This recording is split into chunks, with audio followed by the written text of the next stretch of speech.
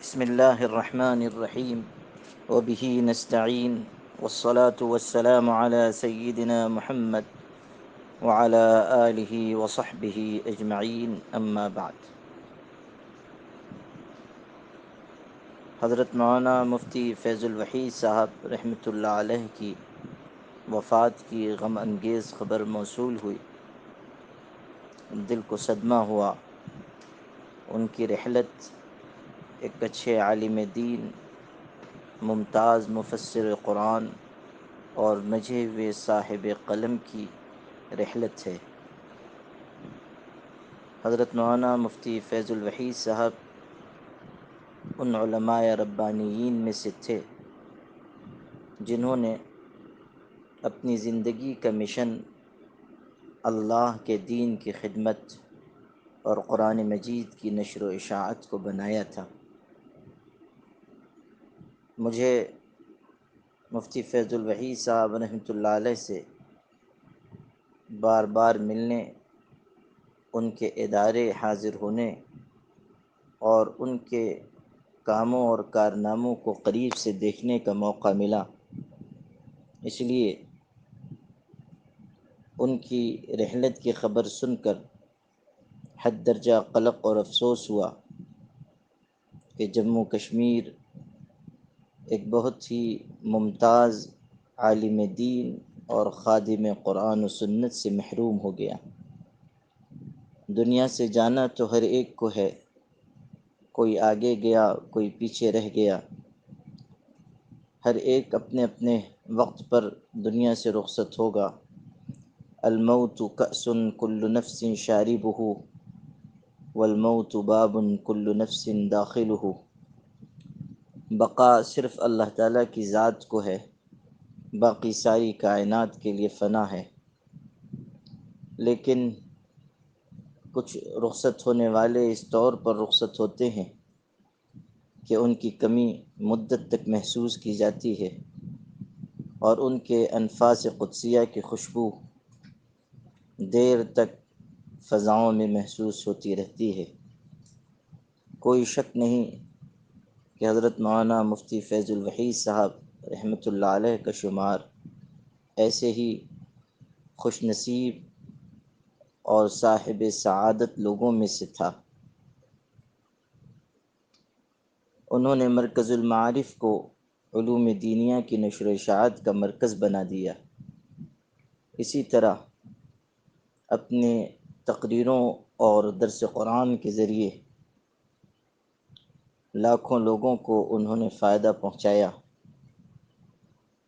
غیر مسلم بھائیوں میں دین کی دعوت کے سلسلے میں انہوں نے جو کوششیں کی اور اس کے جو نتائج سامنے آئے، وہ بھی ان کا بڑا قابل قدر کارنامہ ہے، جو انشاءاللہ ان کے لیے نجات و مغفرت کا اور درجات کی بلندی کے سبب بنے گا. مولانا مفتی فیض الوحید صاحب رحمۃ اللہ علیہ علم و عمل کی بلندی کے باوجود متواضع، منکسر المزاج اور بھلی صفات کے عادی تھے. اللہ تعالیٰ نے ان میں زہد و قناعت کی دولت ودیعت فرمائی تھی.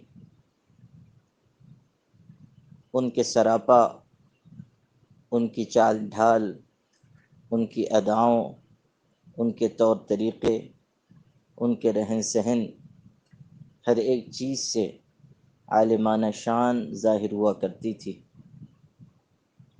وہ علماء، بزرگان دین، اصحاب نسبت اور اہل دل کے بڑے قدردان تھے. قرآن مجید سے انہیں خاص لگاؤ تھا. گوجری زبان میں انہوں نے قرآن مجید کا ترجمہ کیا. سیرت پاک پر سراج منیرہ کے نام سے انہوں نے بہترین کتاب لکھی،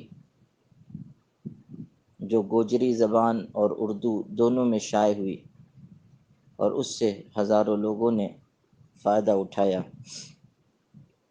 عام طریقے پر جو لوگ تقریر و خطابت کے دھنی ہوتے ہیں، قلم اور کاغذ سے ان کا رشتہ کمزور ہوتا ہے، لیکن مفتی فیض الوحید صاحب کی یہ خصوصیت تھی کہ ایک طرف انہوں نے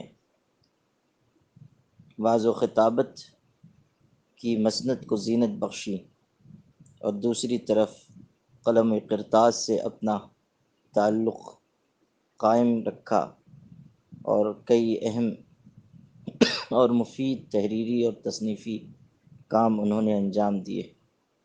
بہرحال ان کی رحلت ہم سب کے لیے بڑا سانحہ ہے، بالخصوص جموں کشمیر کے مسلمانوں کے لیے ان کا انتقال ناقابل تلافی نقصان ہے۔ اللہ تعالیٰ سے دعا کرتا ہوں کہ اللہ تعالیٰ ان کی مغفرت فرمائے، درجات بلند فرمائے، ان کے حسنات کو قبول کرے، سیئات سے درگزر کرے، اور اللہ تعالیٰ ان کے بعد ان کے اداروں کی بھرپور حفاظت فرمائے۔ ان کے اہل خانہ اور تمام متعلقین اور محبت کرنے والوں کی خدمت میں تعزیت مسنونہ پیش ہے۔ ان للہ ما اخذ وله ما اعطى وكل شيء عنده باجل مسمى فلتصبر ولتحتسب، وآخر دعوانا ان الحمد للہ رب العالمین۔